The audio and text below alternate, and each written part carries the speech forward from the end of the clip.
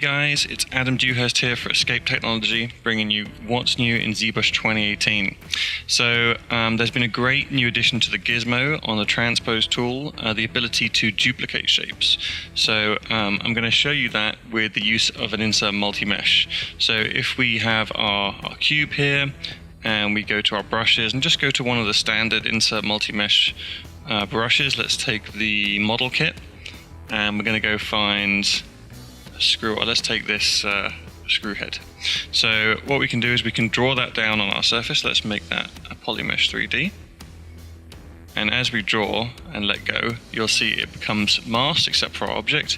If I switch up to transpose, what we can do is we can move that object around. Now, if the new addition is that if I hold down Control, I can duplicate that object. So it's super useful for laying out pieces to your object. You can rotate that, do whatever you position it however you want. If I hold down Control again, I can keep duplicating as many times as I want and place these bolts wherever I want to on the surface of my object. Let's hit Control once more, I'll put in 4 bolts somewhere. My rotation's gone a little off.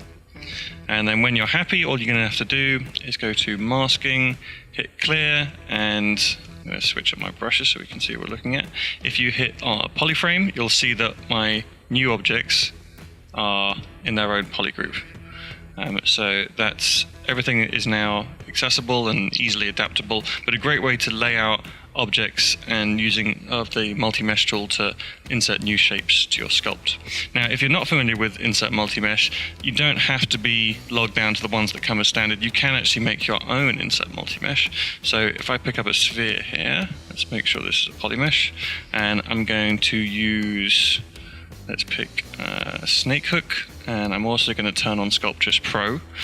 And what I'm going to do is just very quickly and somewhat crudely, in fact, let's just divide this once more. I'm going to mask out some areas here. I'm going to inverse it, and I've got Sculptor Pro on, so I should be able to just drag out some shapes here. I'm basically going to be dragging out a very quick set of fingers.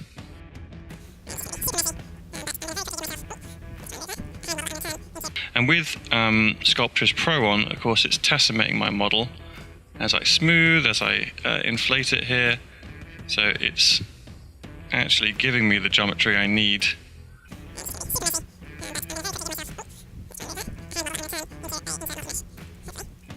Really ugly but crude looking. At least it's recognizably a hand. Right, let's say we wanted to turn this horrible hand into a insert multi-mesh. Well, really easy. All we're going to have to do is go back to our brushes here, and at the bottom, this is not a new tool, you can see it says create insert multi-mesh.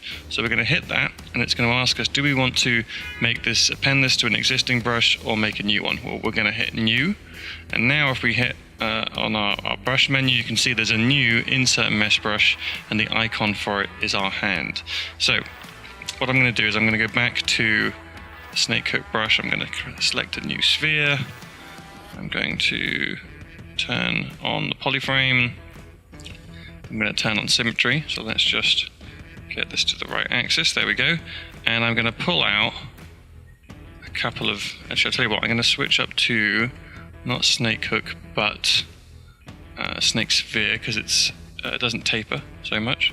So we're just going to pull out 2 sort of arm shapes. Now we can go to our insert multi-mesh here, and I can draw out my hand. So there you go, you can see I'm inserting my mesh, and straight away it's been masked, so we can now use the gizmo here to position our hand. So we're using that to insert our hand shape, which is super useful. Now what about inserting it up there? Well, instead of wasting time of unmasking and applying this and then moving it up there, especially getting it into position, and let's say we're particularly wanted this scale.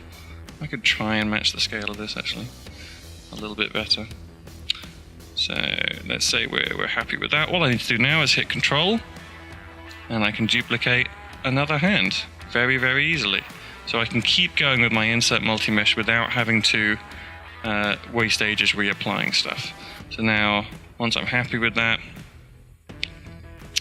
so let's just pull that down a little bit. There we go, I'm happy with that. I can clear my mask. I can switch up to another tool, and I could keep sculpting, for example. Let's turn that off. Or I could go over to more likely, I'm going to go over to the geometry, and I'm probably going to run Dynamesh or something similar. And the great thing about that is that it's going to keep our polygroups from the insert multi-mesh. So now our hands are separated, which is super, super useful. So we've used our insert multi-mesh, we've duplicated it with the Gizmo, and we've remeshed the whole thing. So very useful. Duplication on the transpose tool. Give it a go.